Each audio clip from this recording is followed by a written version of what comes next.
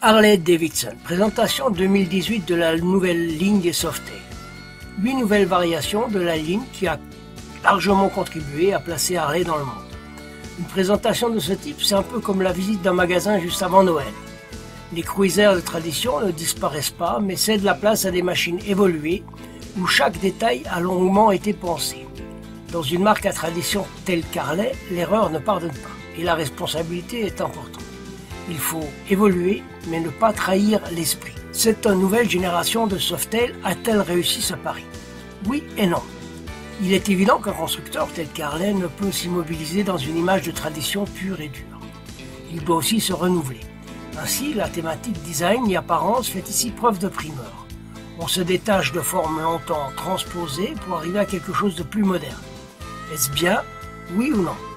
Les futurs acheteurs en décideront, mais comme beaucoup de constructeurs, les nouveautés sont plutôt cachées. Cadre plus rigide, plus 65%, et plus léger, suspension avant à double flexion, bras oscillant arrière à nouvelle géométrie, plus tout un ensemble de nouveautés techniques qui permettent un allègement d'environ 15 à 20 kg, tout en améliorant rigidité, amortissement, traction et contrôle. Au niveau des motorisations, Harley en propose deux.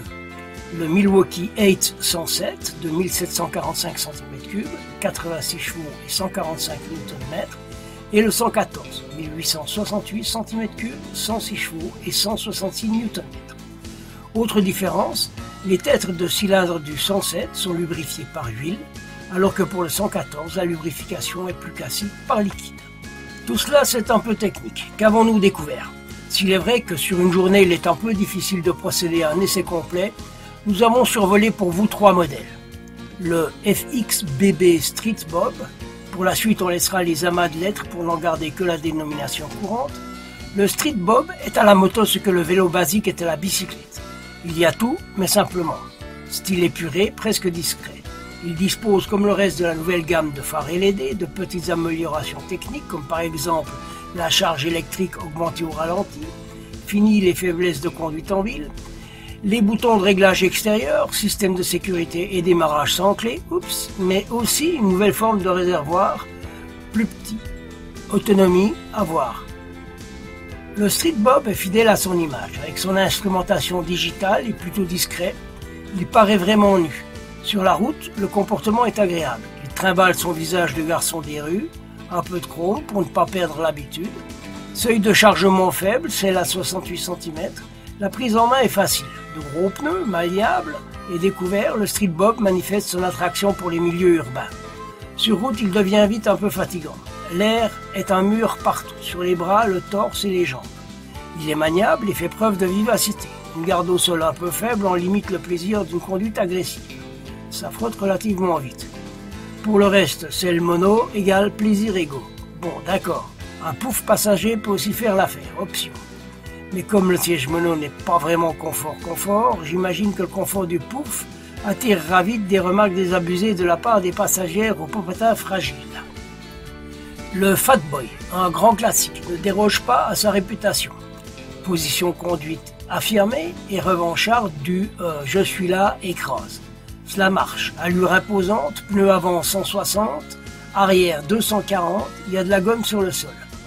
Si le Fat Boy correspond bien à son usage liner et stream roller, expression d'origine Harley, il bénéficie également de nouvelles faces avant HD, phare LED et amaigrissement général de 16 kg. Il en résulte quand même encore toujours 317 kg en version 107.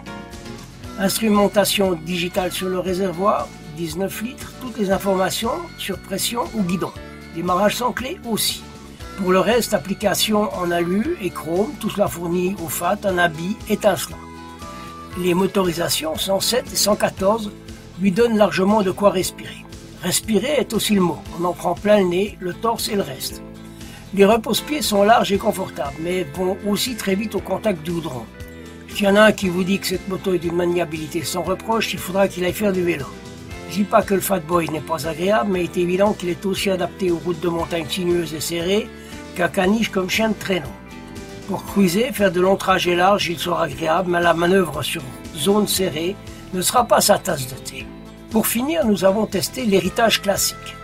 Disponible en deux motorisations, 107 et 114, L'héritage est aussi la plus traditionnelle de la gamme. D'old school, l'héritage s'est un peu assagi. Il est devenu un peu plus moderne, presque smart. Si le chrome est encore bien présent, le clinquant a disparu.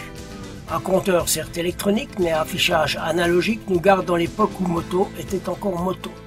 Certes, ce n'est pas une sportive, mais elle se laisse conduire comme un vélo. Elle est véloce, agréable et fun dans le maniement. L'équipement de base, un pare-brise offrant une protection agréable, les inserts sont devenus noirs et se confondent avec la sellerie, c'est ça le côté smart, et puis une paire de sacoches à ouverture par le dessus, bien pratique et apparemment bien étanche puisque sertie de joints tout autour.